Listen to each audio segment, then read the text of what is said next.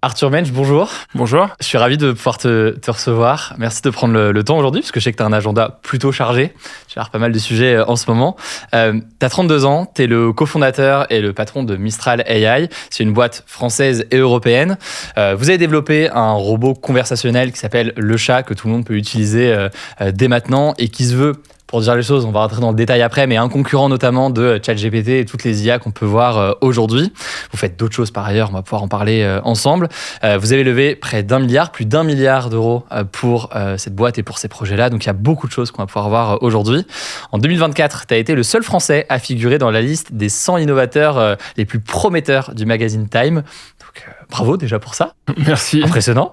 J'ai plein de questions à te poser sur l'impact de l'IA sur nos vies, sur le fonctionnement d'une IA aussi, sur la particularité aussi de Mistral par rapport à tous les concurrents qu'on peut connaître aujourd'hui et sur l'enjeu aussi d'avoir une forme d'indépendance ou de souveraineté européenne ou française sur ce sujet-là.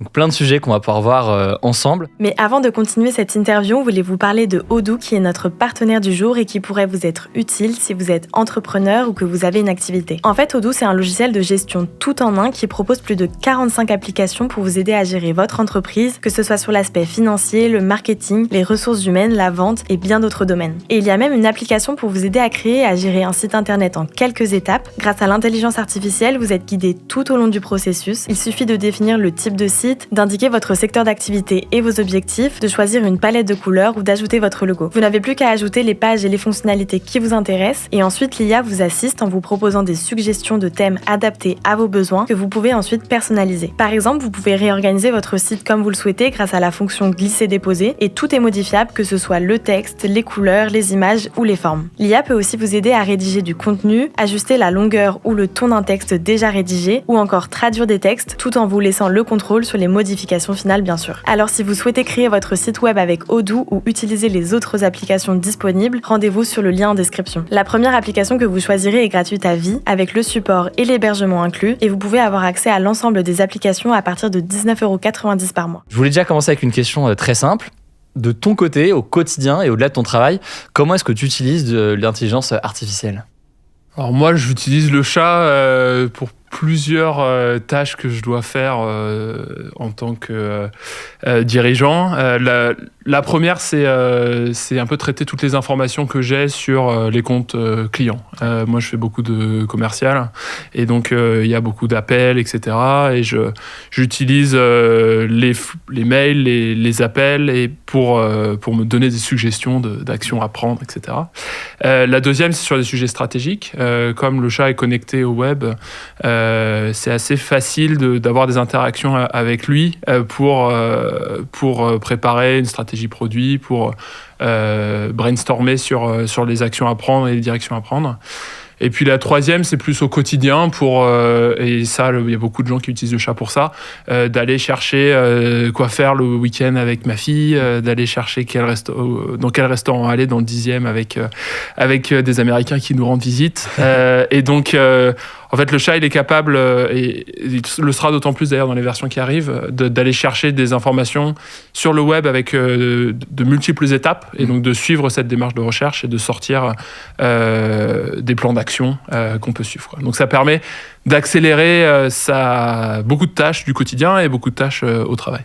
Est-ce qu'il y a une utilisation de l'IA, alors que ce soit d'ailleurs le chat ou d'autres, mais une utilisation de l'IA qui t'a particulièrement impressionné ou que tu as trouvé particulièrement bluffante ces derniers mois, où tu te dis, OK, là, on est en train de passer une certaine étape et ça montre un peu ce qui peut arriver par la suite? Ce qui marche très bien, c'est vraiment cet aspect connexion du modèle à de la donnée, du web, et utilisation du modèle comme un orchestrateur qui va faire plusieurs étapes pour aller récupérer de l'information. Ce qui est intéressant dans le chat en particulier, c'est qu'on a accéléré ces étapes grâce à des déploiements qui sont très rapides. Et donc ce qu'on voit, c'est qu'on peut aller visiter 5, 10 sites web et les processer, utiliser les informations pour répondre à une question complexe, préparer un rapport qui en fait va nous faire gagner énormément de temps. C'est autant de temps qu'on aurait passé à naviguer sur le web qu'on gagne. Et je pense que les les deux verrous qui ont sauté, c'est d'abord un verrou de rapidité, c'est-à-dire que le modèle peut aller beaucoup plus vite aujourd'hui qu'il ne pouvait y aller il y a un an. Et le deuxième verrou, c'est qu'ils arrivent à réfléchir pendant plus longtemps. C'est-à-dire que ils vont pas juste répondre à la question, ils vont raisonner et aller chercher de l'information, écrire une dissertation, écrire un rapport en fait. Ce qu'ils savaient pas faire il y a un an, et je pense que ça c'est vraiment un verrou majeur qui a sauté ces derniers mois. C'est une question effectivement, en gros, sur les données sur lesquelles on se base. Tu me dis, si jamais je résume bien la chose, de s'assurer de ne pas chercher dans tous les sens, mais d'arriver à être plus efficace dans nos recherches, c'est ça ? Enfin, du côté de l'IA. En fait, qu'est-ce que fait le modèle dans ce cas-là ? C'est utile peut-être de revenir un peu sur comment tout ça fonctionne.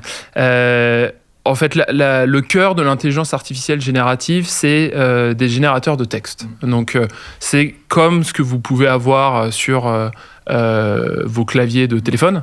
Vous écrivez le début d'une phrase et vous avez des suggestions, les 3 suggestions les plus probables.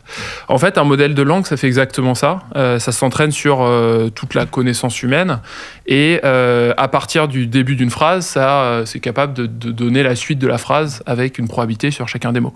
Donc si le chat par exemple, si le début de la phrase c'est le chat est assis sur, et ben le mot qui va suivre, il y en a 2 essentiellement, c'est le canapé ou le lit. Et donc il y a cette probabilité qui s'applique. Et donc on va le faire pour le chat et le canapé, mais on va le faire pour un peu toutes les paires et toutes les colocations qu'il peut y avoir dans le monde, dans toutes les langues. Et au final, on se retrouve avec un modèle probabiliste de comment la langue fonctionne. Et donc c'est ça la base, c'est des générateurs de texte. Alors comment ça, on le transforme en un orchestrateur de navigation web ? En fait, on va passer par ne pas simplement générer une réponse, mais générer une série d'appels à un navigateur web. Et donc, le modèle, au lieu de répondre avec du texte, il va se dire, pour répondre à cette question, je dois faire une recherche web. Donc, il fait de la recherche web, il récupère le contenu des pages, il le remet dans le contexte du modèle. Donc, ça veut dire que le modèle va voir ce qui se passe sur le web. Et à partir de ce qui se passe sur le web, le modèle va pouvoir dire, bon, bah donc, ce qui se passe aujourd'hui, c'est ça. Les restaurants intéressants du 10e, c'est cela. Donc, et Arthur, il aime bien la nourriture végétarienne, donc on va lui envoyer ça. Donc, en fait, on est passé dans les années dans les 2 années, d'un système de modèle de langue assez basique, un peu comme les claviers, mais en plus gros, à des systèmes qui sont des vrais orchestrateurs. C'est-à-dire qu'ils orchestrent l'interaction de l'humain avec la connaissance et l'interaction de l'humain avec des outils informatiques.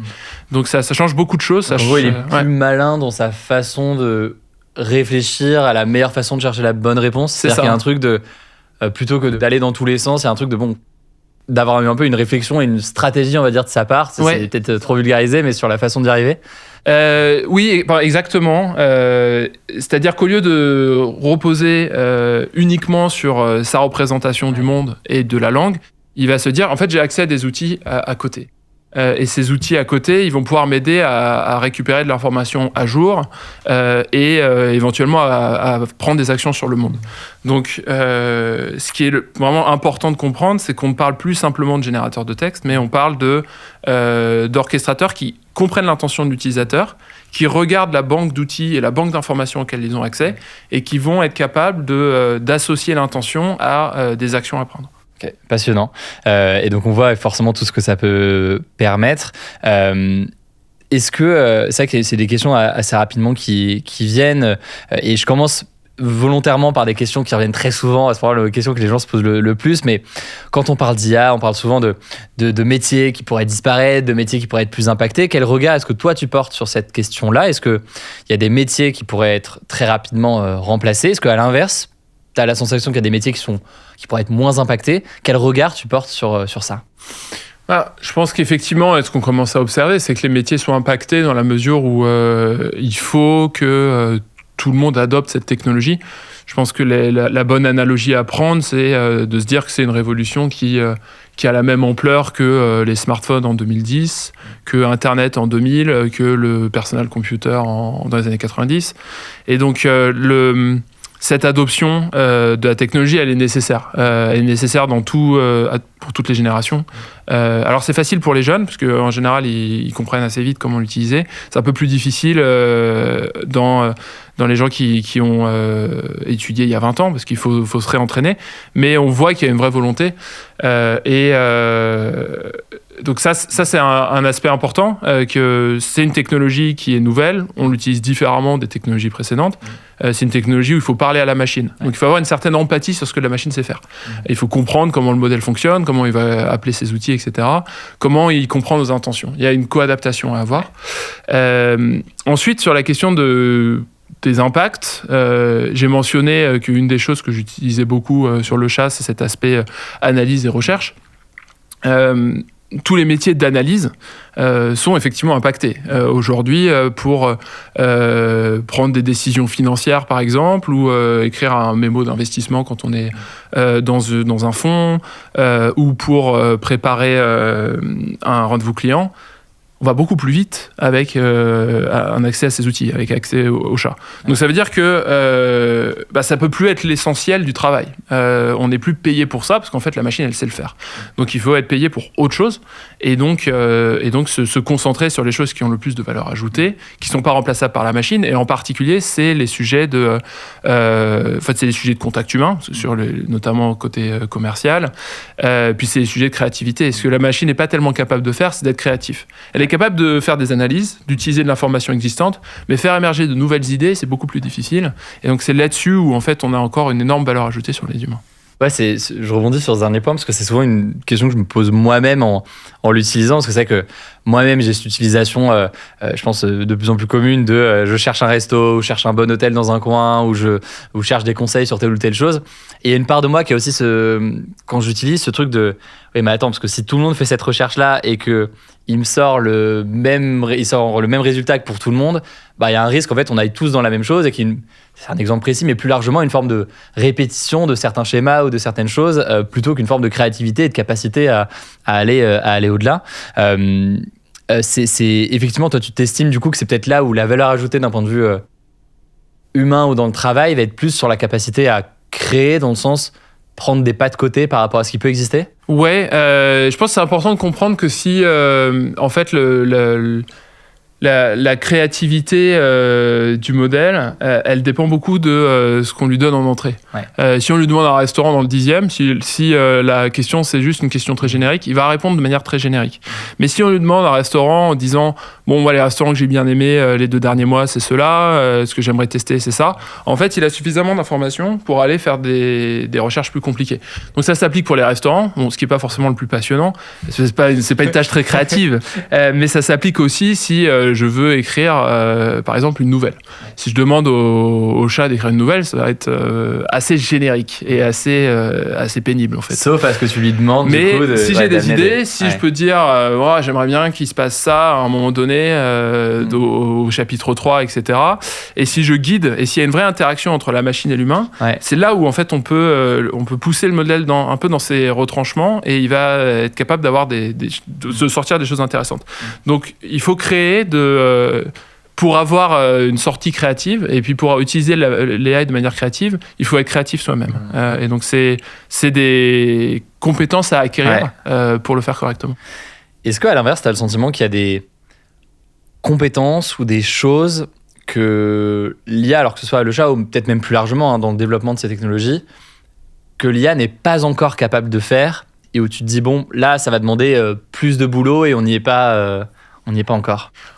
Il y en a plein, notamment les intelligences artificielles, elles ont tendance un peu à se perdre quand elles ont accès à tout le contexte de l'entreprise et quand elles sont connectées à trop d'outils. C'est-à-dire que quand tu lui donnes 5 outils, en donnant une description de chacun des outils, ils sont pas trop perdus. Mais quand on lui donne 100 outils, ils peuvent un peu... ils se perdent, ils font des mauvais choix.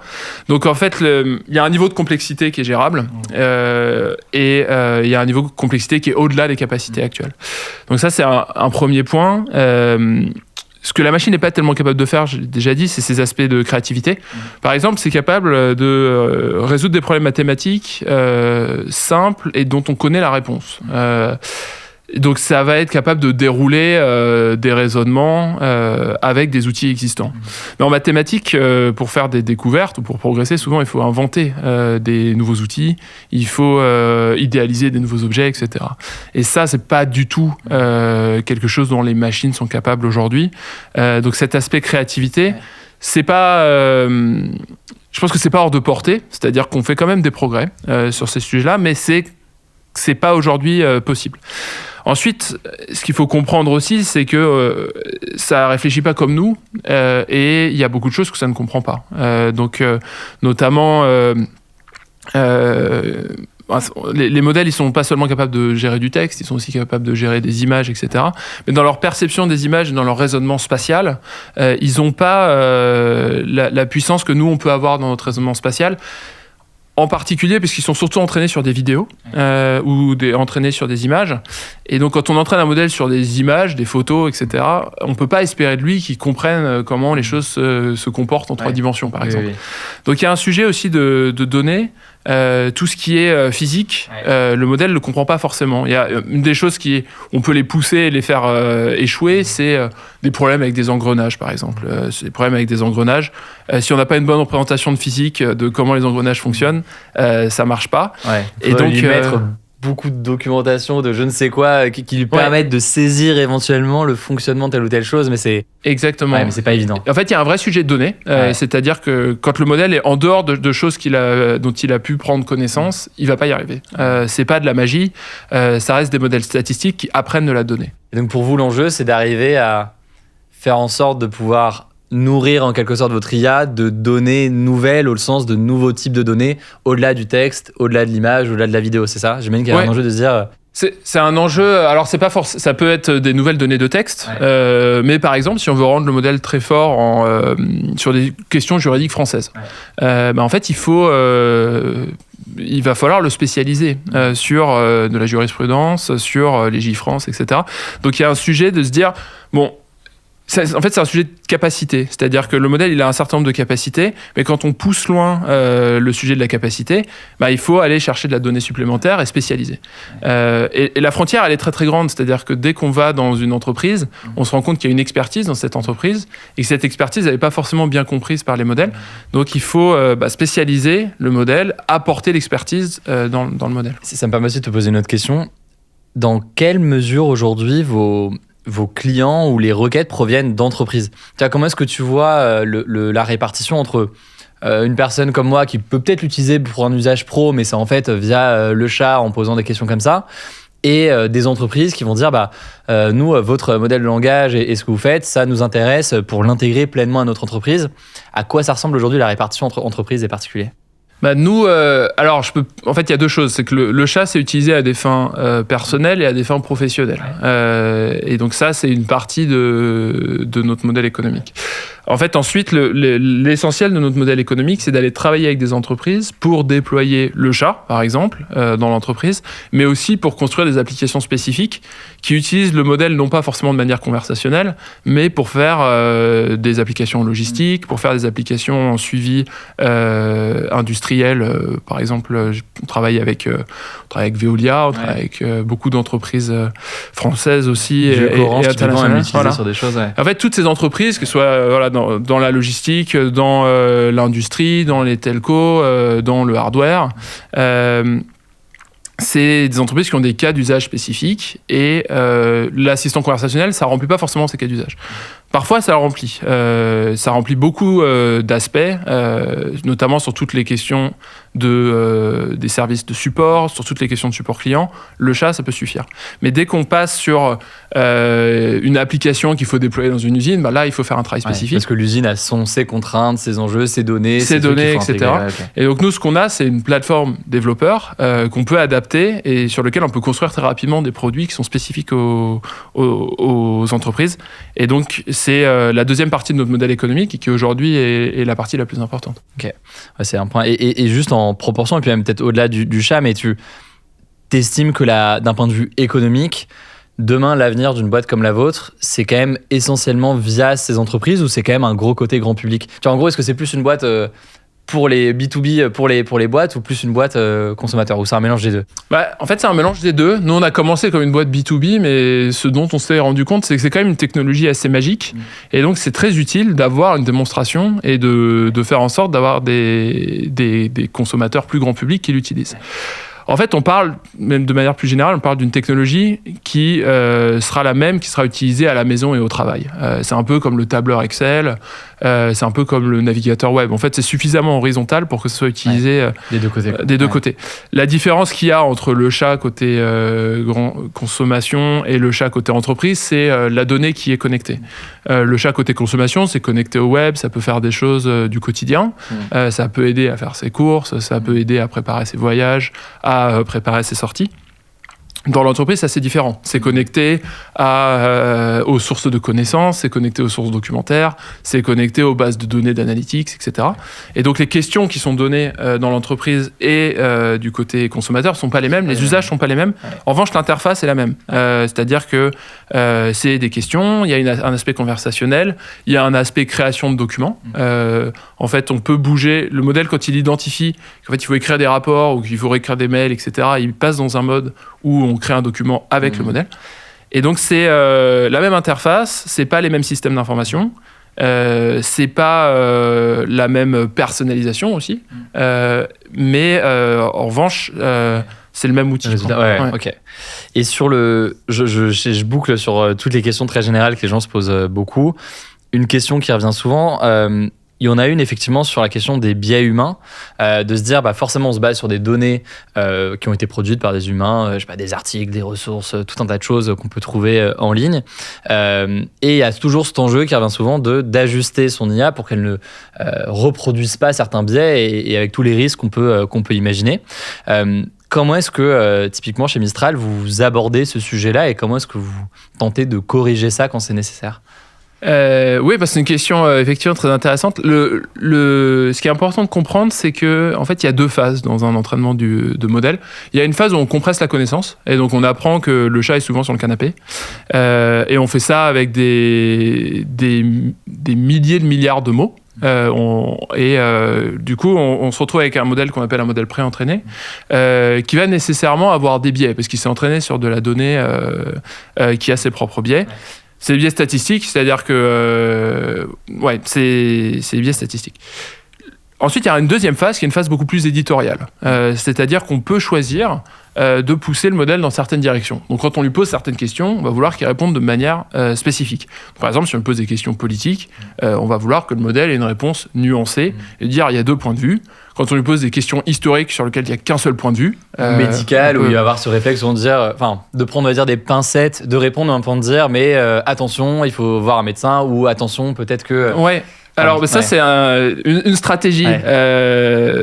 C'est de dire, une stratégie qui est une stratégie simple, c'est de dire, tous ces sujets-là, je ne les traite pas. Donc, quand on pose des questions médicales, je réponds avec une réponse standard en disant, parlez à un médecin. Mais on peut aussi se dire, le modèle, en fait, il n'est pas si mauvais en médical, il pourrait quand même donner des informations utiles. Donc, il y a toujours un peu un biais entre être utile et prendre des risques. Et donc, au fur et à mesure qu'on a poussé la capacité des modèles, on se rend compte que la frontière de l'utilité, elle a grandi. Et donc, il faut aller regarder spécifiquement, quand on pose des questions médicales, comment le modèle doit réagir. Parce que quand le modèle n'était pas bon en médical, c'était simple. Il suffisait de dire, le contrôle éditorial, c'est de dire tu réponds pas à la question. Mais quand il devient suffisamment bon, il peut dire voilà, c'est ça a priori les diagnostics potentiels, c'est cela. Après, on peut lui demander de dire mais par contre, je suis pas médecin, donc tu devrais quand même voir un médecin. Donc il y a vraiment ce sujet qui est un sujet assez immense, c'est-à-dire que il faut contrôler de manière éditoriale à peu près tout. Ce qui est important de comprendre, c'est qu'il n'y a pas de modèle non biaisé. C'est-à-dire que chaque déploiement, chaque entreprise fait ses choix éditoriaux. Et nous, notre stratégie ici, comme on vend essentiellement aux entreprises, c'est quand on fait des déploiements, on les aide à personnaliser ces aspects-là. C'est-à-dire que si elles veulent que le modèle, quand ils le déploient pour leurs employés, ne répondent pas à des questions politiques, elles peuvent le faire. Donc il y a vraiment un sujet de personnalisation qui passe d'abord par des sujets d'évaluation, c'est-à-dire qu'on va avoir pour contrôler de manière éditoriale un modèle. On va avoir peut-être 1000 questions sur lesquelles on veut que le modèle réponde d'une certaine manière. On va regarder s'il répond de la bonne manière et s'il ne le fait pas, on va aller le modifier. Et donc, c'est ces sujets-là sur lesquels nous, on a toute une plateforme qui permet de faire cette personnalisation. Parce que c'est vrai que la question des biais de l'IA ou des choix éditoriaux, même plus précisément, on le voit beaucoup dans l'actualité en ce moment. On a vu Elon Musk avec son IA via X critiquer OpenAI, notamment aux États-Unis. Il accusait d'être trop biaisé, notamment sur des sujets politiques. Et du coup, il a essayé de développer son traitement éditorial en quelque sorte sur certains sujets.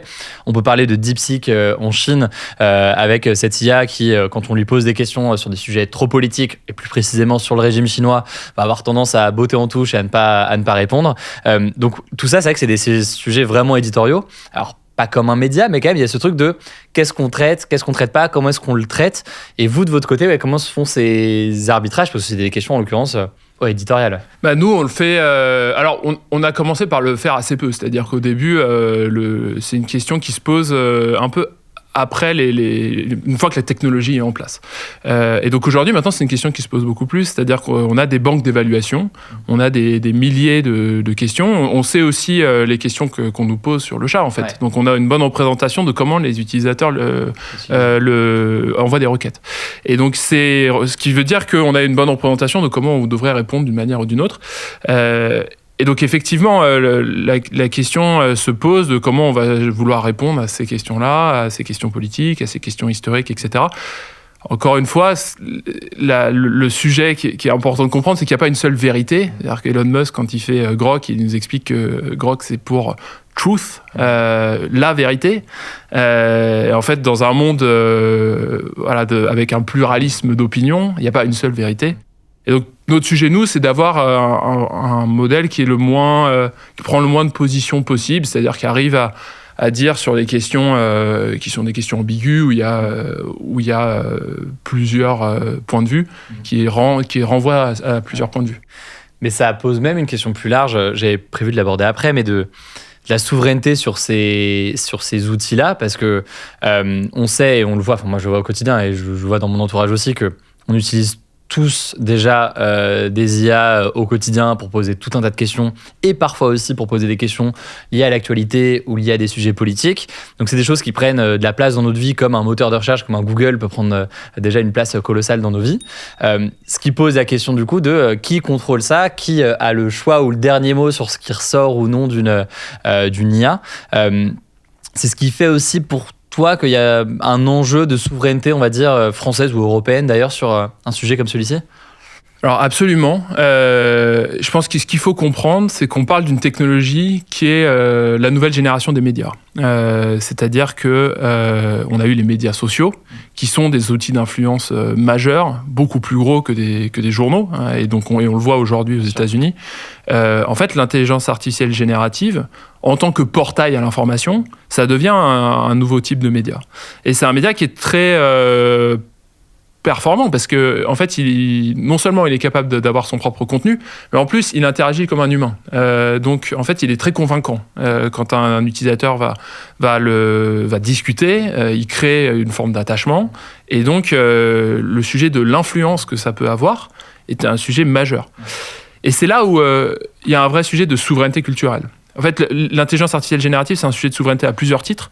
Il y a une souveraineté économique, c'est-à-dire que si toutes les entreprises européennes, par exemple, dépendent de technologies américaines sur une technologie qui va créer peut-être 10% du PIB mondial d'ici 10 ans, en fait, ça crée un problème de balance commerciale qui est quand même assez majeur. Donc il y a un problème économique. Il y a un problème culturel, c'est-à-dire que est-ce qu'on veut que toutes les interactions faites par tout l'accès à l'information en Europe soit contrôlé par des entreprises américaines qui ont leur propre, du coup, qui peuvent l'utiliser comme un vecteur d'influence. Ouais, qui ont leurs propres intérêts, qui peuvent se dire demain, j'ai n'importe quoi, et cas extrême, en même temps pas si extrême que ça. il y a des tensions qui grandissent entre les États-Unis et l'Union européenne. Les États-Unis se disent on a peut-être pas on a intérêt à pousser nos intérêts auprès des Européens, donc dans nos réponses, on va, je dis n'importe quoi, dénigrer les pays européens ou à l'inverse, mettre bien en avant les pays ou les États-Unis. Enfin oui, on peut imaginer que ça peut être un outil d'influence. Ouais. Bah, exactement, à la même manière que les réseaux sociaux, à la même manière que sûr. X, à la même manière que TikTok, qui l'ont fait en leur temps avec ces outils de médias sociaux.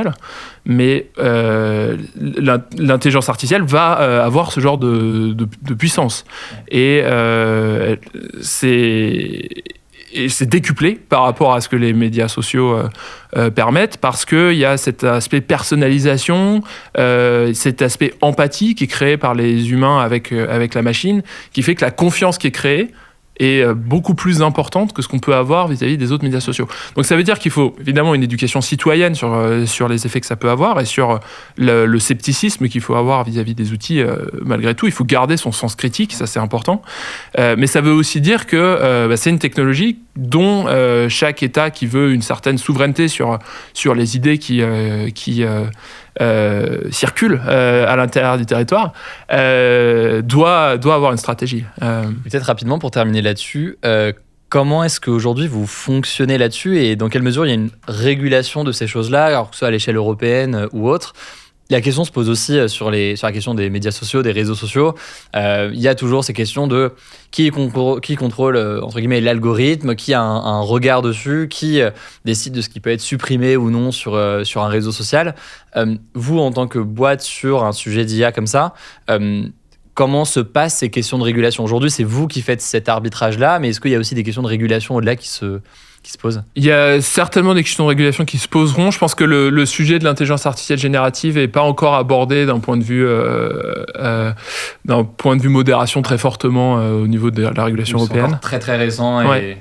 Ça se posera certainement. Nous, notre approche, je l'ai dit, c'est d'essayer d'être le plus neutre possible, hein, ce qui est jamais complètement évident. Et puis notre approche, c'est aussi de se dire, en fait, on n'est pas déteneur de la seule vérité. On va mettre à disposition nos modèles de manière open source. Donc ça veut dire qu'ils sont open source, ça veut dire qu'on peut prendre le système et aller le déployer où on veut et le modifier comme on veut pour mettre ses biais éditoriaux comme on veut. Donc donner accès au plan de la machine et dire je voulais modifier le plan, faites-le, pas de problème parce que vous allez avoir vos propres besoins, etc. C'est une manière de dire on n'a pas cette responsabilité de l'unique vérité et donc on souhaite que toute l'industrie, tout le milieu académique puisse utiliser nos modèles et les modifier comme ils le veulent pour faire les choses comme ils l'entendent. C'est cette dimension effectivement open source, qui n'est pas le cas de toutes les boîtes et de tous les modèles qu'on connaît aujourd'hui.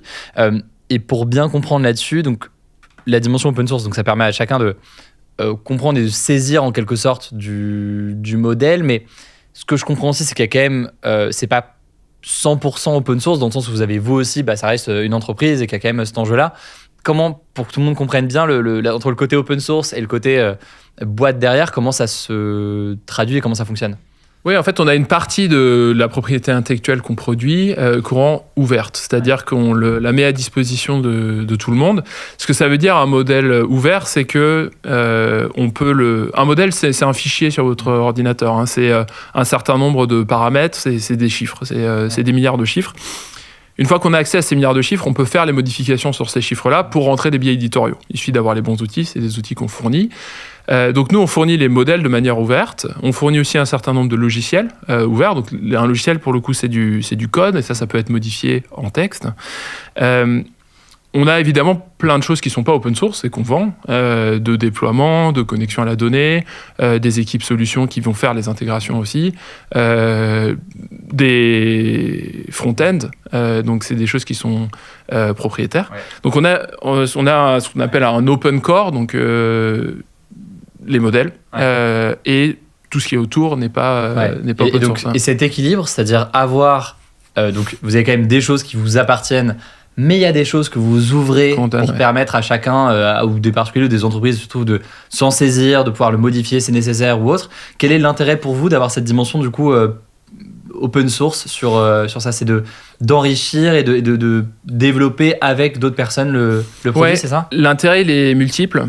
l'intérêt, il est d'abord un intérêt de distribution. C'est-à-dire que nous, ça nous a permis, le fait de mettre à disposition des modèles open source, ça nous a permis d'être connus dans le monde entier parce qu'on est toujours les leaders sur la distribution de certains modèles. Le deuxième sujet, c'est un sujet d'accélération de la recherche. C'est-à-dire que je donne un modèle, et puis il y a d'autres entités qui vont le prendre et qui vont l'améliorer. L'autre aspect de l'open source, c'est que ça permet un peu de mutualiser les coûts et d'accélérer la recherche on met à disposition quelque chose et on s'attend à ce que d'autres entreprises s'en emparent et l'améliorent. Et derrière, nous, on peut reprendre ce qu'elles ont fait et on l'améliore. Donc, en fait, il y a une mise en commun des efforts de R&D. Et donc, ce qu'on a pu observer à partir du moment où nous, on a commencé à pousser l'open source, parce que quand on a démarré, il n'y avait pas ça encore, c'est que on a mis à disposition des modèles, on a vu des entreprises américaines comme Meta qui ont mis à disposition des modèles, on a vu des entreprises chinoises comme DeepSeek qui ont mis à disposition des modèles, et à chaque fois, les nouveaux modèles se basaient sur les découvertes qui avaient été faites sur les modèles précédents, pas forcément faites par eux, faites par d'autres entreprises, pour faire quelque chose d'encore mieux. En fait, ce qui est intéressant, c'est que dans l'intelligence artificielle, entre 2010 et 2020, c'est essentiellement comme ça que ça se passait. On faisait des découvertes, on mettait à disposition les choses, on allait en conférence, et il y avait un autre laboratoire qui regardait le truc à la conférence et qui faisait un truc encore mieux à la conférence 6 mois après. Qui permettait d'aller plus vite parce que ça permettait il y avait un d'aller plus pot vite. commun, encore une fois, de connaissances d'une certaine façon. Ça allait plus vite et puis c'était décentralisé. Ce qu'on a vu avec OpenAI qui a commencé à construire en fait le modèle économique autour de l'AI générative, c'est que à partir du moment où ils ont vu un business, en fait ils ont dit bon, on va tout fermer. Et donc nous, quand on a commencé Mistral en 2023, on va tout fermer dans le sens on va pas faire de l'open source et en fait ça nous appartiendra ce qu'on crée, quoi. Ça nous appartiendra et surtout on va cacher comment tout fonctionne et on va avoir un contrôle centralisé dessus. C'est-à-dire que pour accéder au modèle d'OpenAI, on est obligé de passer par leur serveur et donc ils ont un contrôle complet sur en fait tout ce qui se passe, ils voient la donnée et puis surtout ils ont des contrôles éditoriaux complets.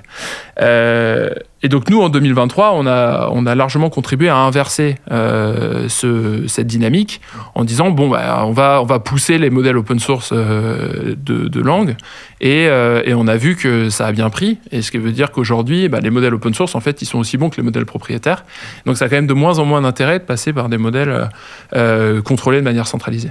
Quels sont selon toi les points forts de Mistral et plus largement peut-être de l'Europe face à des géants qu'on connaît aujourd'hui? On pense à OpenAI, mais il y en a plein d'autres. Quels peuvent être pour toi les points forts ou différenciants en tout cas d'un acteur européen comme le vôtre? Ce qui est fortement différencié aujourd'hui du côté entreprise, c'est la manière dont on déploie. On est les seuls à avoir une plateforme portable, c'est-à-dire qu'on peut amener sur les serveurs de nos clients, qu'on peut déployer sur les serveurs cloud de nos clients ou qu'on peut déployer dans le cloud. Donc on a cette capacité à s'adapter aux contraintes techniques de nos clients, aux contraintes d'infrastructure que personne d'autre n'a. Aujourd'hui, on peut déployer le chat sur les serveurs de nos clients. C'est absolument impossible avec ce que les Américains proposent. Et donc, ça veut dire qu'on peut gérer une demande qui est assez différente, en particulier dans les administrations, dans les secteurs régulés, où il y a un vrai besoin de gouvernance de la donnée. Okay. Donc ça, c'est un premier sujet. Ensuite, on a des modèles qui se comportent différemment, qui ont déjà sur lesquels on a fait des choix éditoriaux qui sont différents de ce que OpenAI et d'autres entreprises américaines ont pu faire.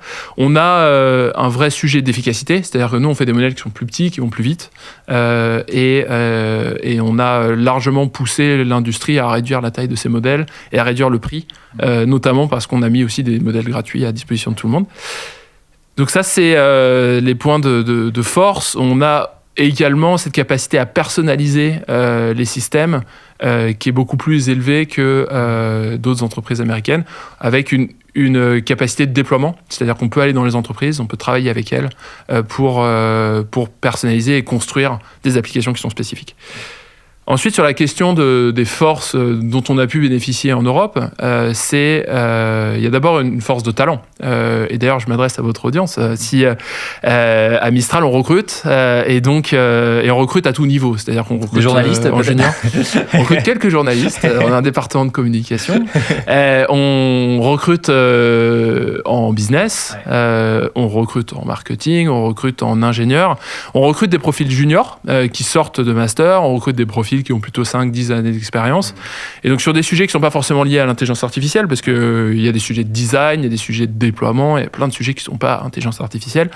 Mais on recrute aussi des scientifiques, des gens qui veulent travailler à pousser la frontière. Et donc voilà pour cette page de pub, mais pour revenir sur les atouts de l'Europe, c'est que il y a des très très bons centres de formation en fait. Il y a des excellentes écoles techniques en France, en Angleterre, en Allemagne, en Pologne, en Espagne, en Italie, partout, dont on est capable de recruter et en fait qui nous permettent d'être très efficaces. De manière générale, les ingénieurs européens sont plus efficaces que les ingénieurs d'autres pays. Le sujet, j'imagine, pour vous, c'est, et que ce soit d'ailleurs pour Mistral, mais comme pour d'autres boîtes de la tech ou autre, c'est cet enjeu de s'assurer que vous soyez suffisamment attractif et que, y compris d'ailleurs d'un point de vue de salaire, enfin, notre très terre à terre, que l'ingénieur ou la tête sur tel ou tel sujet se disent pas, autant que j'aille aux États-Unis, j'imagine pour vous, c'est aussi un enjeu, ça va être un enjeu, quoi. Nous, je pense que ce qu'on a réussi à bien faire, c'est arriver à recruter des gens qui seraient aller dans des entreprises américaines sinon. Et même largement à recruter des gens qui étaient dans les entreprises américaines sur la base d'un projet qui est différent et sur la base d'être une start-up qui est plus dynamique. Ce qui ne veut pas dire qu'on a aussi grossi aux États-Unis. On a une équipe scientifique aux États-Unis, notamment parce que des profils seniors, c'est plus difficile à trouver. Et puis on a une équipe commerciale aux États-Unis. Il y a un certain nombre de compétences commerciales en technologie qui sont quand même largement plus faciles à trouver aux États-Unis parce qu'il y a une profondeur d'écosystème qui est quand même plus grande. Il y a 70 ans de start-up aux États-Unis. En Europe, il y a plutôt maximum 20 ans. Donc, du coup, il y a quand même moins d'expérience de manière générale. Et à l'inverse, ça, on a vu du coup les forces. Si on doit faire une forme d'autocritique, alors que ce soit sur Mistral ou européenne, plus largement sur ces sujets-là, sur les sujets de l'IA, où est-ce que tu as l'impression que le défi est encore important et on a encore peut-être un peu de retard sur certains sujets ?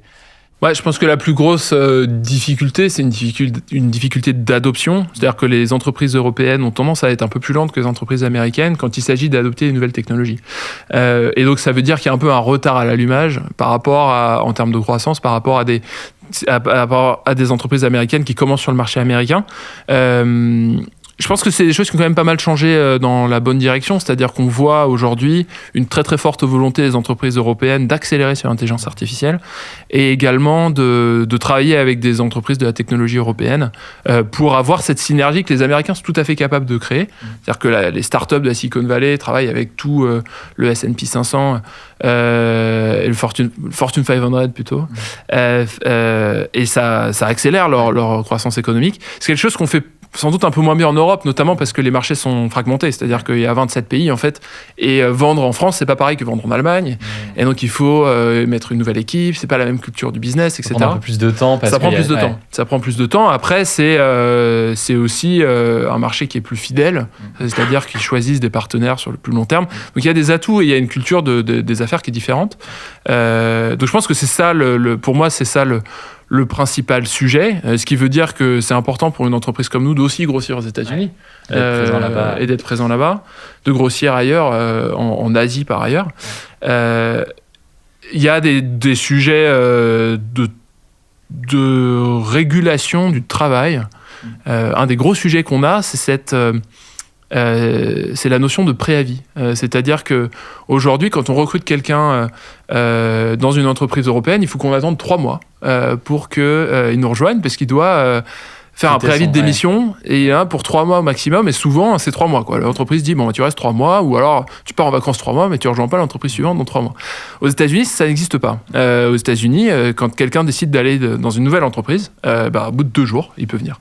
Et ça, en fait, ça a quand même beaucoup d'effets sur une entreprise qui grossit vite, parce que en matière de recrutement, entre le moment où on décide de recruter et le moment où on a quelqu'un qui est au bureau, il y a 2 mois de recrutement, 1 mois de recrutement si on va vite, et ensuite il y a ces 3 mois. Et ça c'est vraiment assez catastrophique en fait. Et c'est le cas dans tous les pays européens. Et donc il y a un sujet il faut donner plus de flexibilité, non pas à l'employeur, mais à l'employé. C'est-à-dire qu'il faut que l'employé soit capable de dire, moi je veux aller dans cette nouvelle entreprise qui m'intéresse plus, je ne veux pas rester chez vous pendant 3 mois. C'est parce que le préavis, j'essaie de réfléchir, qu'est-ce qui fait que c'est en place là, je suis pas sûr de voir l'intérêt pour le salarié, c'est plus l'intérêt peut-être pour l'entreprise. Non, c'est une protection pour protéger l'entreprise. On les bloque, on les verrouille avec une régulation excessive. Et donc, toi, tu estimes que le salarié, s'il veut bouger, il doit pouvoir bouger plus vite. Il doit pas avoir à attendre 3 mois au risque du coup de passer à côté d'une opportunité. Exactement. Et c'est ce qui a fait la force de la Silicon Valley, c'est cette fluidité dans le talent. C'est-à-dire que s'il y a un projet excitant qui marche, en fait, c'est très facile de recruter 15 ingénieurs d'un coup. Et en France, c'est beaucoup plus difficile. Donc, il y a vraiment un effort à faire. Je pense qu'il faut qu'il soit fait au niveau européen de ce point de vue-là. On parle beaucoup des États-Unis, évidemment, parce que je pense que on parle de OpenAI, de ChatGPT, etc. C'est devenu, je le vois autour de moi, très, très, très commun et quasiment autant qu'un moteur de recherche aujourd'hui. On parle un peu moins de la Chine, et pourtant, alors c'était dans l'actualité il y a quelques mois avec tout ce bruit qu'il y a eu autour de DeepSeek, avec toutes ces parce qu'eux ont eu cette communication consistant à dire regardez, on a dépensé beaucoup moins et pourtant on a réussi à faire plein de choses, etc. Quel regard est-ce que tu portes sur cette IA aujourd'hui, y compris sur la façon dont ils ont fait ce qu'ils ont fait, parce qu'il y a eu beaucoup de débats là-dessus, et plus largement, comment est-ce que tu vois la Chine en tant qu'acteur sur ce domaine-là, et comment est-ce que tu les vois aller dans les prochaines années? DeepSeek, c'est une société qui est assez proche de Mistral, en fait, d'un point de vue structure, d'un point de vue âge, d'un point de vue ambition.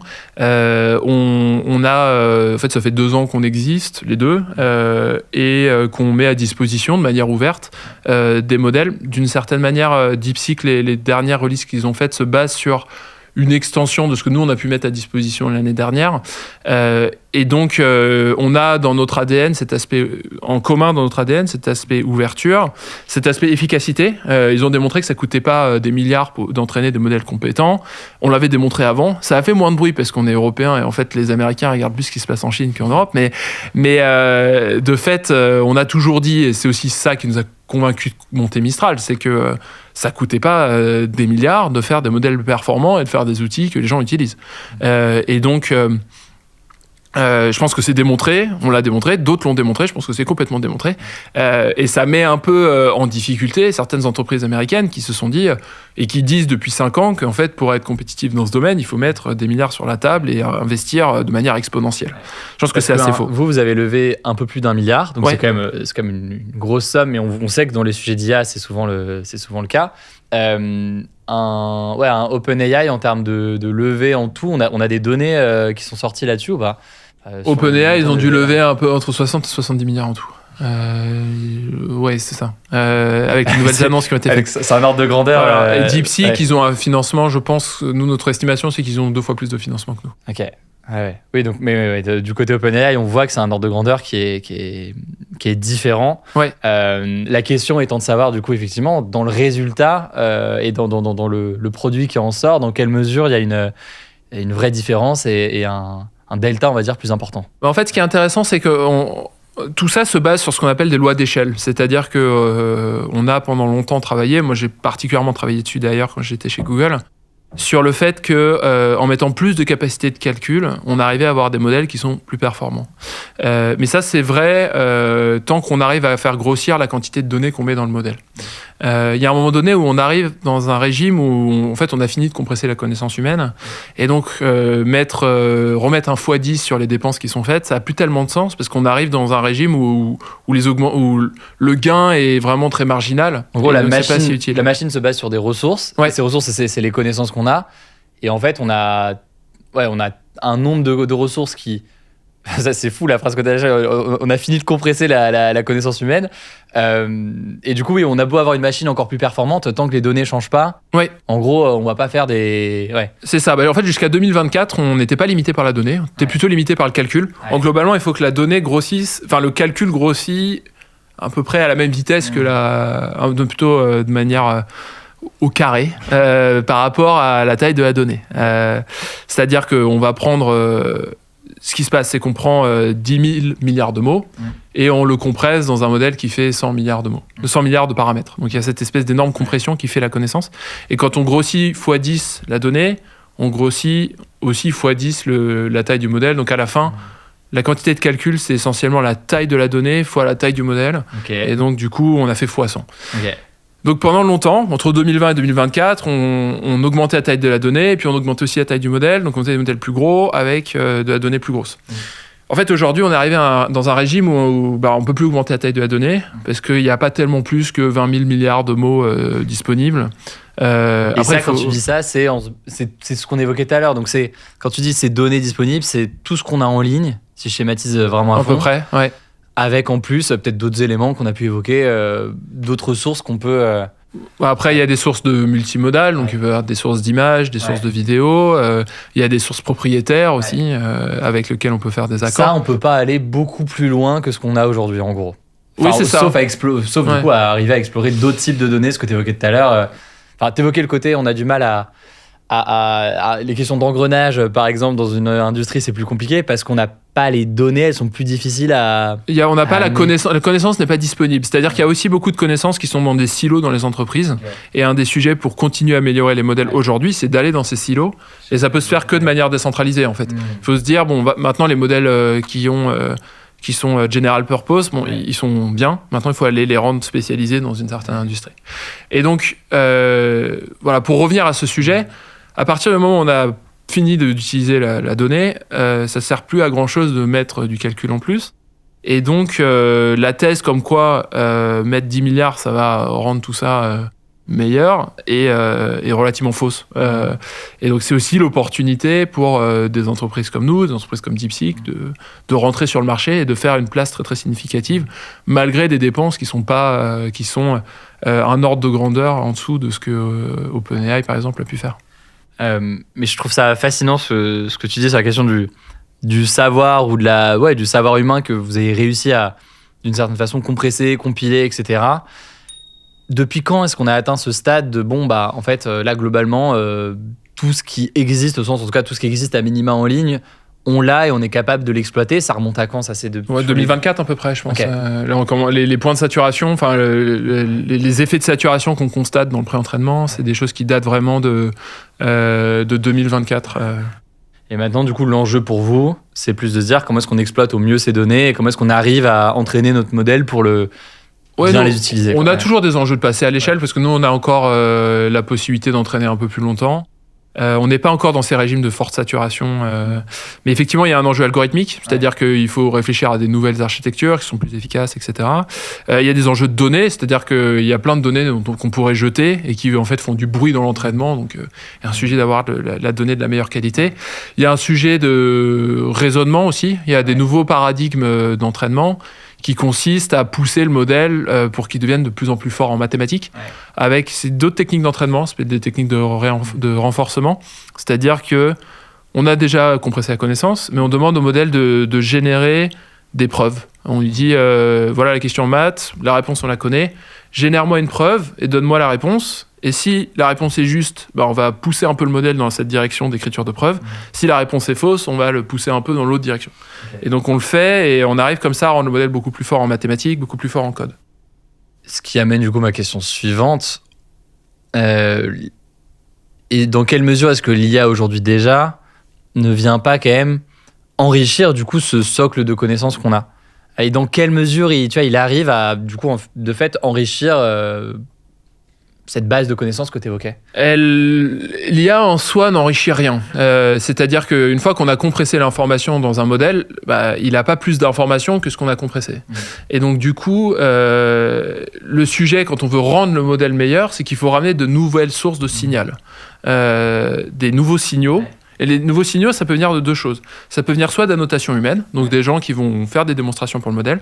Ça peut aussi venir de démonstrations que des machines peuvent faire. Donc, en mathématiques, par exemple, on a des systèmes de preuves formelles, etc. Donc, on est capable de générer plein de problèmes et des démonstrations qui vont rentrer dans un modèle de langue. Donc, le sujet pour toute l'industrie aujourd'hui, c'est de trouver des nouvelles sources de signaux qui sont soit générées par la machine, donc ça peut être de la simulation, ça peut être de l'exécution de code. Et essentiellement, on va distiller l'expertise d'une machine avec des procédures qu'on savait déjà écrire dans un modèle de langue. Okay. Et l'autre enjeu, c'est d'aller en fait chercher de l'expertise que le modèle n'a pas encore, c'est-à-dire rendre les modèles plus forts en code, etc. Ouais. Mais sur le côté, tu vois, création de nouveaux savoirs d'une certaine façon, si on part sur un exemple très terre-à-terre, tu vois, moi, il y a quelques années, il y avait un docu qui m'avait marqué, que tu as peut-être vu, qui était sur le AlphaGo et sur donc l'IA à l'époque développée par Google, c'était DeepMind, si je dis pas de bêtises, pour battre le meilleur joueur du monde sur le jeu de Go, qui est un jeu qui me passionne, mais du coup, ça m'avait intéressé. Et donc, l'IA avait réussi à battre le champion du jeu de Go, alors que ce n'était pas arrivé jusque-là. Et j'avais regardé beaucoup de vidéos d'analyse de joueurs de Go qui analysaient le truc et qui disaient, mais en fait, ce qu'a réussi à faire l'IA là, ou les solutions qui ont été trouvées par l'IA pour remporter cette partie, c'est des choses que nous, en tant qu'humains, dans les ressources même des plus grands champions de jeux de Go, on l'avait pas en tête, on n'avait pas en tête cette solution. Est-ce que là, quand même, de cette façon-là, il n'y a pas la création d'un nouveau savoir, alors c'est dans le cadre d'un jeu de société, mais un nouveau savoir de attends, bah oui, là, telle chose est meilleure que telle chose, et c'est une connaissance en soi une découverte d'une certaine façon. C'est tout à fait l'ambition. Et en fait, ce qui est intéressant, c'est que le jeu de Go, il a été résolu par des méthodes de renforcement. En fait, le seul signal que le modèle avait, c'est qu'il avait gagné la partie. Donc, il a le choix de déployer sa stratégie. Il le fait des milliards de fois et il sait à la fin s'il a gagné ou s'il n'a pas gagné la partie. S'il a gagné la partie, il va se dire bon, cette stratégie elle est pas mal, je vais la retester. S'il a perdu la partie, il va se dire bon, je vais faire une autre stratégie. C'est la même chose en texte. En tout cas, c'est ce que on pousse tous collectivement à Mistral, dans les autres entreprises, de se dire quel est l'équivalent de problèmes de texte qui ressemblent au jeu de Go. Donc notamment, c'est les problèmes de maths. Je pose une question mathématique complexe, j'ai une réponse. C'est une question fermée, donc ça veut dire qu'il faut, à la fin, il faut encadrer un résultat. Et ensuite, on laisse au modèle la capacité de déployer son raisonnement, d'écrire sa preuve. La preuve, elle peut être fausse. Elle est fausse au début. Et on tombe sur un mauvais. S'il tombe sur un bon résultat, il va se dire mon raisonnement est pas mal, je vais le garder. S'il tombe sur un mauvais résultat, il va le retirer. Et donc, l'espoir, et je pense pas qu'on y soit encore arrivé, c'est de se dire, si on arrive à pousser ça longtemps, si on fait des raisonnements qui sont de plus en plus complexes, si les raisonnements font une centaine de pages, peut-être qu'en fait le modèle il va inventer des nouvelles techniques en maths, il va inventer des nouveaux objets, etc.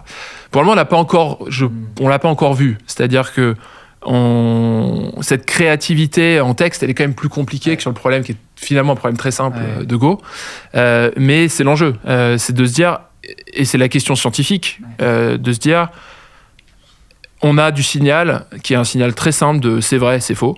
Est-ce que ce signal suffit pour qu'un modèle développe une intelligence de preuve qui est novatrice? Ouais. Et l'enjeu, j'imagine, c'est de se dire oui, jusqu'où est-ce qu'on peut aller là-dessus? Parce que c'est ce qui me passionne sur le jeu de Go. Je pense que le jeu en soi est passionnant, mais c'est aussi ce truc où pendant longtemps, un robot n'arrivait pas, ou une IA n'arrivait pas à battre un humain. Ça arrivait, le jeu de Go, ça arrivait. Je vais pas dire de bêtises, mais les jeux d'échecs, c'est 2016. L'IA, un ordinateur qui bat aux échecs, c'était les années, je vais pas dire de bêtises. 90, ok. Donc, alors c'était pas la même technique, mais une fois que le Go a été résolu, en fait, les échecs ont été résolus avec la même technique, puisque fondamentalement, c'est le même problème. Ouais.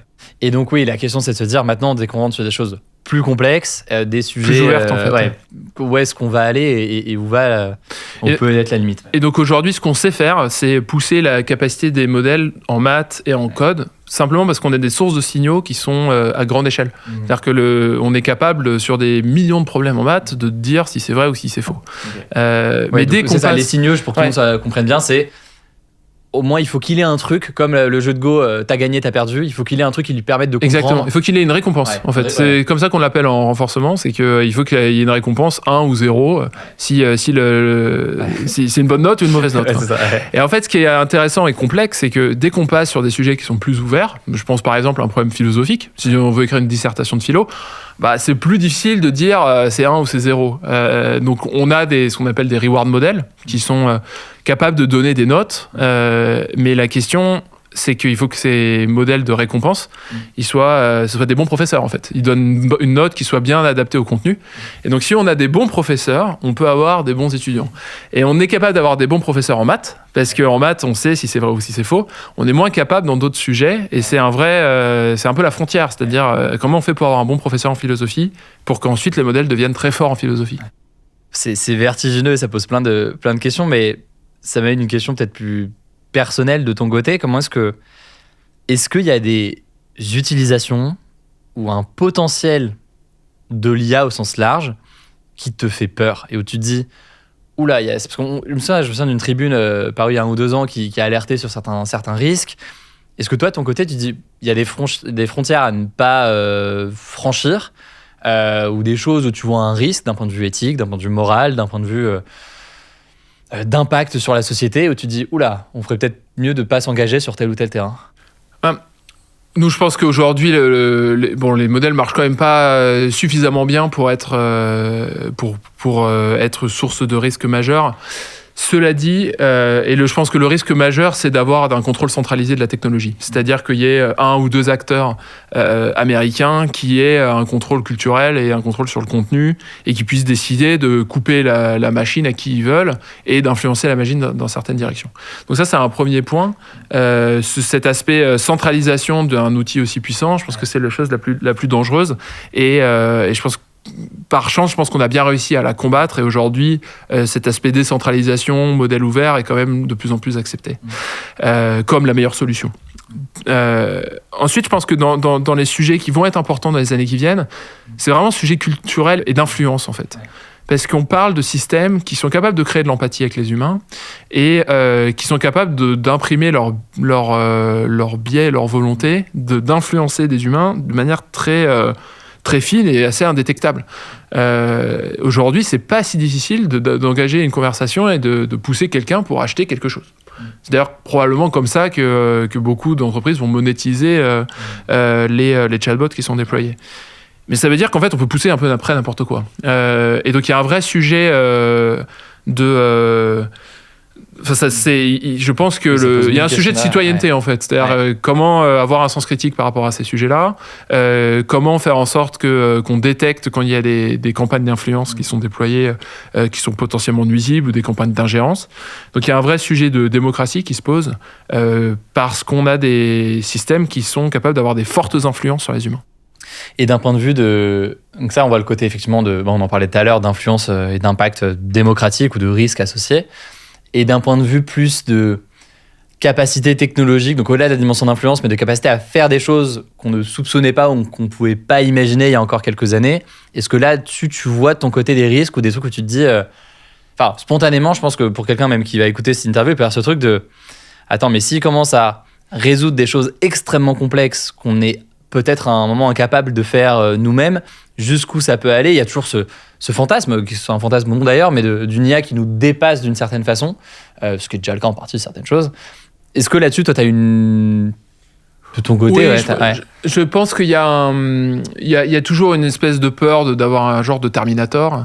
Je pense que ça, c'est une peur qui est complètement infondée. C'est-à-dire que ça reste des logiciels, ce qu'on crée. C'est des logiciels qui sont sous contrôle humain, qui tournent sur des machines. Ça va pas devenir indépendant et faire des choses qui deviennent dangereuses pour les humains. On ne déploie pas des systèmes dont on ne contrôle pas le comportement de toute façon. C'est quand même la base dans le logiciel. Et donc évidemment, il peut y avoir des bugs, etc. Mais c'est important de faire en sorte qu'on contrôle bien ce qui se passe, notamment quand on connecte les modèles à des outils. Mais je pense que la peur d'avoir un système qui s'échappe, c'est une peur qui est infondée et qui est clairement de la science-fiction. Ensuite, peut-être une peur qu'il peut y avoir sur... que l'intelligence artificielle va nous remplacer. On en a parlé en début d'émission, c'est que il y a un sujet il faut apprendre à l'utiliser pour rester pertinent. Un des risques, qui est un risque documenté scientifiquement, c'est ce qui s'appelle un risque de deskilling. C'est-à-dire que les humains peuvent commencer à faire un peu trop confiance à l'intelligence artificielle et puis du coup oublier comment faire de l'analyse, oublier d'avoir un sens critique. Et ça, c'est un problème aussi chez nous de quel genre de design on propose aux utilisateurs pour qu'ils restent engagés et qu'ils continuent à réfléchir. Parce qu'on ne veut pas tout prémâcher et on veut que quand il s'agit de prendre une décision qui est importante, la décision, elle soit prise en âme et conscience avec le libre arbitre de l'utilisateur. Et donc ça va être un vrai sujet de faire en sorte que malgré la puissance des outils qu'on propose, le cerveau humain reste actif. Et puis même, je pense que c'est des questions très terre à terre dans le domaine de l'éducation, par exemple. Je pense que le nombre d'écoles ou d'universités ou qui se posent la question de... je sais pas, on prend le cas d'une disserte, par exemple. J'ai déjà plein d'exemples de cas où maintenant les dissertations, ils en font quasiment plus à la maison parce qu'ils savent que ça peut être utilisé. Et il y a ce truc, j'imagine qu'il y a une tension entre, à la fois, c'est intéressant de savoir utiliser ces outils pour faire ses choix, etc. et pouvoir accompagner les choses. On voit ce que ça permet pour faire une disserte, ça peut t'aider à faire un plan ou autre. Et à la fois, évidemment, il ne faut pas perdre la capacité à toi-même construire un plan et avoir Enfin, je sais pas comment est-ce que tu le vois dans le domaine de l'éducation, mais ça a posé 1000 questions d'arbitrage après, même pour l'éducation nationale ou autre. C'est un énorme sujet. D'ailleurs, nous, on travaille avec des universités et puis des lycées français en particulier, justement pour faire ces déploiements, pour déployer nos systèmes, pour déployer le chat. L'intérêt ici, c'est de se dire à quoi ça sert et comment ça peut être bénéfique pour l'enseignement. Effectivement, si c'est utilisé pour répondre, pour faire les devoirs, ça sert pas à grand chose. Mais les devoirs, fondamentalement, c'est pas une punition pour les élèves, c'est une manière pour eux d'apprendre. Et donc, si en fait ils contournent cette manière d'apprendre avec de la génération et qu'ils n'appliquent pas leur sens critique, effectivement, ça ne sert plus à rien et en fait tout le monde perd son temps, le professeur perd son temps, etc. Mais en revanche, si on l'utilise de manière différente, c'est-à-dire que si on l'utilise pour avoir de l'éducation plus personnalisée, si le professeur a accès à des assistants qui sont personnalisés par élève et qu'il est capable de leur pousser un certain nombre d'exercices ou un certain nombre de notions que chacun des élèves doit apprendre, en fait, le professeur est largement augmenté et va pouvoir avoir plus d'impact sur sa classe. Et ça s'applique, je pense, de la primaire aux éducations supérieures, à l'enseignement supérieur. Et donc, ça, c'est un aspect important, c'est-à-dire que c'est un outil au service des professeurs. C'est aussi un outil au service des professeurs pour faire des corrections. C'est pas la partie la plus passionnante de leur métier. Et donc, ils peuvent commencer largement à l'utiliser. Mais ce qui est important, c'est effectivement d'en avoir un usage, de bien comprendre que les devoirs qu'on fait, le travail qu'on fait en tant qu'étudiant, c'est un proxy pour apprendre et devenir plus intelligent. Donc il faut utiliser l'intelligence artificielle pour devenir plus intelligent soi-même. Oui, quand on te demande de faire un devoir maison de maths ou de je ne sais quoi chez toi, le sujet, c'est pas que tu aies la bonne réponse. Évidemment, tu es content d'avoir une bonne note, mais le vrai sujet, c'est ta capacité de raisonnement dessus et cet apprentissage à organiser ta pensée ou à je ne sais quoi. Et ouais, comment est-ce que tu gardes ça ? Mais la solution, c'est certainement d'avoir une partie des choses qui doivent être faites sans intelligence artificielle. Je pense que c'est important d'avoir que l'humain reste intelligent de bout en bout, c'est-à-dire qu'il puisse écrire des choses sans outils.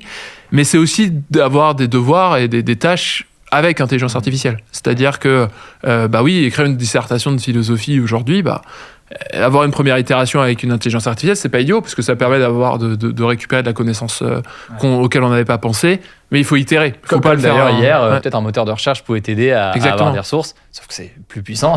C'est plus puissant, mais ça veut dire qu'on peut faire des choses plus complexes. Donc, je pense qu'il faut monter le niveau d'exigence. Grâce au fait que en fait, la base elle est fournie par l'IA, donc on peut faire des dissertations plus compliquées, on peut apprendre plus vite et il faut pousser le niveau d'exigence. Peut-être dernière question, je voulais évoquer tout à l'heure, mais parmi toutes les questions qui reviennent souvent, il y a la question aussi de l'impact écologique de ces requêtes et de tout ça. Est-ce que vous avez des données aujourd'hui et des informations sur ça côté Mistral, et comment est-ce qu'on peut faire en sorte de prévenir ce risque-là de consommation d'énergie particulièrement importante dans le cadre des IA, quelle qu'elle soit d'ailleurs ? Alors, plusieurs choses. Déjà, c'est important d'avoir en tête les ordres de grandeur. Effectivement, l'intelligence artificielle crée de la demande de data center. Donc, il va y avoir plus de serveurs. Donc, les centres de données où il y a, tout est... Là où il y a ce qu'on appelle les cartes graphiques. Donc, c'est ces outils de calcul qui font tourner les modèles d'intelligence artificielle. Donc, ça crée de la demande. Ça reste assez négligeable par rapport à l'industrie, par exemple. Aujourd'hui, il faudrait que je revoie les chiffres, mais c'est quelques pourcents et ça va monter à quelques pourcents de plus de la consommation d'énergie mondiale. Donc ça, c'est une première chose. En revanche, c'est vrai que ça dépense et ça consomme surtout au moment de l'entraînement parce que nous, on a beaucoup de machines.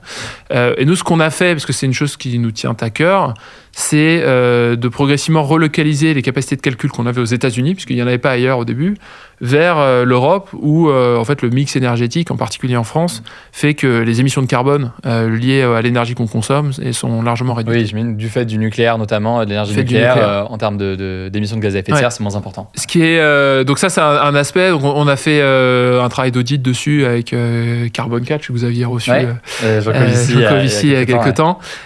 Donc on va le mettre à disposition. Donc on est mieux disant, on est mieux disant parce qu'on utilise moins de capacité de calcul. C'est lié au fait qu'on déploie moins de capital.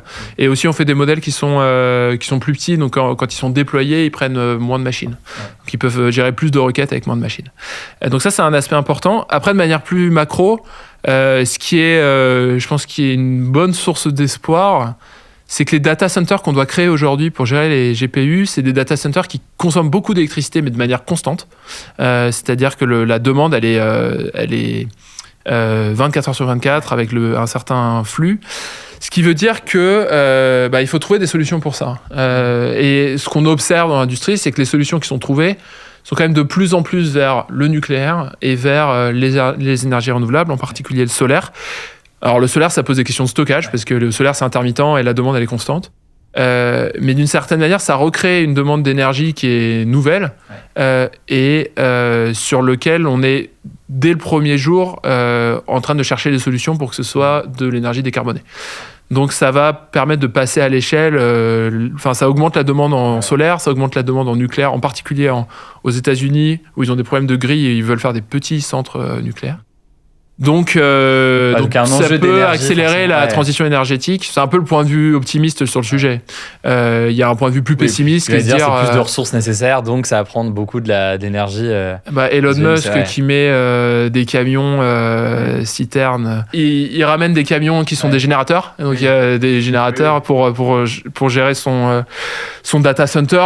Ça émet du carbone. Mais par contre, si on fait un travail de fond et on le connecte à la grille française, ça n'émet pas de carbone. Donc pour résumer, évidemment, il y a quand même un enjeu de demande de ressources qui est très important pour ce genre de techno, mais il y a l'enjeu à la fois de votre côté de être malin dans la façon dont vous utilisez cette énergie-là et vous construisez votre modèle pour être le moins énergivore possible, j'imagine. Et le deuxième enjeu, c'est d'où vient cette énergie. Effectivement, si elle vient d'une centrale nucléaire ou d'énergie renouvelable, c'est très différent d'une centrale à charbon ou de je ne sais quoi qui serait à côté, quoi. C'est sûr que c'est pas la même. À ce moment-là, il y a un impact qui est colossal. Écoute, on a abordé plein de sujets différents. J'aurai encore plein de questions, mais ça fait déjà très, très longtemps qu'on parle. Peut-être pour reboucler sur l'avenir et sur la suite, comment est-ce que tu vois, toi, l'IA en général et même Mistral sur c'est dur de se projeter très loin, j'imagine, sur ce genre de choses, mais à minima, à horizon, 2-3 ans, comment est-ce que tu vois l'impact et les capacités à venir? Nous, il y a un impact puis une accélération qui est sur plusieurs plans. Il y a une accélération scientifique. On a des nouveaux modèles qui arrivent, capables de raisonner, capables d'être beaucoup plus contrôlables aussi en suivant des instructions, etc. Donc ça, c'est un sujet scientifique sur lequel on continue en permanence à faire des progrès. On a un sujet produit. Le chat, on a mis une première version en février. Ça a eu beaucoup d'utilisateurs qui en sont contents, mais on va l'améliorer aussi. Donc avec de nouvelles connexions, avec un modèle qui est plus sympathique, avec une version entreprise aussi, qui est connectée au contexte de l'entreprise et qui permet d'avoir toute la productivité, les gains de productivité qu'un employé peut espérer. On a une forte accélération commerciale, notamment côté entreprises européennes et entreprises asiatiques qui cherchent à avoir des partenariats qui leur donnent des options vis-à-vis des fournisseurs américains et qui cherchent un niveau de souveraineté qui est accru par rapport à ce qu'ils pouvaient avoir avant. Donc voilà, nous on est positionné, on grossit aussi aux États-Unis avec notamment des entreprises de hardware comme Cisco qui nous utilisent de plus en plus. Donc on a le sujet de gérer la croissance commerciale, on a le sujet d'améliorer le produit, de le rendre plus personnalisé, de le rendre plus rapide, d'avoir un design qui est meilleur et de le rendre plus utile dans l'entreprise, plus utile au quotidien. Ouais. Et puis on a ce sujet scientifique, on a du coup des capacités de raisonnement à pousser dans plein de domaines. Ça devient assez exponentiel, c'est-à-dire qu'il y a les maths, il y a la capacité de calcul, de code, d'avoir des modèles qui codent bien, mais aussi sur toutes les sciences sociales, etc. Il y a plein de choses intéressantes à regarder. Il y a des capacités de multimodalité aussi, c'est-à-dire non seulement traiter du texte, mais aussi traiter de l'image, générer de l'image, traiter de l'audio, générer de l'audio. Ça, c'est des sujets sur lesquels il y a encore plein de progrès à faire. Et puis, le sujet de transformer en produit la personnalisation, c'est-à-dire donner toutes les clés éditoriales à nos clients. en fait, c'est pas un sujet résolu. C'est pas facile d'aligner un modèle à ses désirs et à ses orientations éditoriales. Et donc, avoir le produit pour le faire, c'est un des enjeux. Et donc, de ce point de vue-là, on recrute dans différentes directions en sciences, on recrute dans plein de directions en ingénierie. C'est là où on recrute le plus aujourd'hui. Et puis, du côté commercial, des vendeurs, des gens en marketing, en product marketing, aux États-Unis, en Europe et puis en Asie. Très bien. Et peut-être dernière question pour terminer. Tu as une trentaine d'années, tu es à la tête d'une boîte qui a levé plus d'1 milliard d'euros, qui est sur un sujet immense, qui est peut-être le sujet, en tout cas technologique, des prochaines années. Enfin, ça, il n'y a pas trop de doute dessus. Avec un enjeu, on l'a vu, de souveraineté sur ces sujets-là. Tu es à la tête de tout ça. Comment tu le vis? C'est un peu bizarre et je sais pas si tu as l'habitude de répondre à ce genre de questions, mais comment est-ce que ça paraît vertigineux dit comme ça, comment est-ce que toi tu le vis et tu gères tout ça aujourd'hui? Moi, c'est assez varié, il y a pas mal de choses à faire, effectivement. Déjà, la première chose, c'est que je suis évidemment pas tout seul. C'est une entreprise qu'on a cofondée avec Guillaume et Timothée, qui gère la science, qui gère l'aspect technique. Donc moi, j'ai pas à me concentrer là-dessus. Aujourd'hui, je passe beaucoup de temps sur le développement commercial. Je passe aussi beaucoup de temps sur les aspects d'organisation de l'équipe, parce que c'est vrai qu'on est 200 aujourd'hui et on était 100 en octobre, donc il y a pas mal de croissance qui a été faite. Ce qui veut dire qu'il faut organiser notamment les flux d'informations. Ouais. C'est pas évident que tout le monde se parle, et c'est pas évident que tout le monde sache ce qui se passe dans cette entreprise. Il y a un aspect représentation, parce que c'est un sujet qui est quand même éminemment politique et qui est lié à de la souveraineté, à des sujets de souveraineté, et donc être au bon endroit et participer aux endroits où c'est important, ça me prend aussi pas mal de temps. Et après, ce qui est important, c'est de bien recruter. Il faut avoir des gens qui sont plus forts que soi, et plus intelligents que soi dans tous les domaines où en fait on a une compétence limitée. Donc c'est le cas en commercial, c'est le cas en marketing, c'est le cas en produit. Globalement, moi mon rôle c'est d'être et mon objectif c'est de faire le moins de choses possible, c'est-à-dire que d'avoir les gens qui font et qui fassent tourner les choses. Et quand il y a des problèmes et des choses à améliorer, c'est là où j'ai un rôle à jouer. Mais l'objectif, c'est de faire en sorte que les choses tournent toutes seules. Voilà. Le plus possible. Merci beaucoup, Arthur. Merci merci beaucoup pour cet échange. Franchement, on a abordé plein de sujets différents. On a essayé de le rendre le plus grand public possible. Alors je sais que c'est toujours des sujets et pour toi, même pour le public, qui sont pas évidents alors pour toi peut-être à rendre grand public parce que ça reste très technique, mais en même temps je pense que ça permet d'avoir une vraie compréhension des grands enjeux et de tout ce qui se pose en ce moment. Donc franchement merci pour ça, parce que je sais que c'est pas évident à faire. C'était très clair et super intéressant.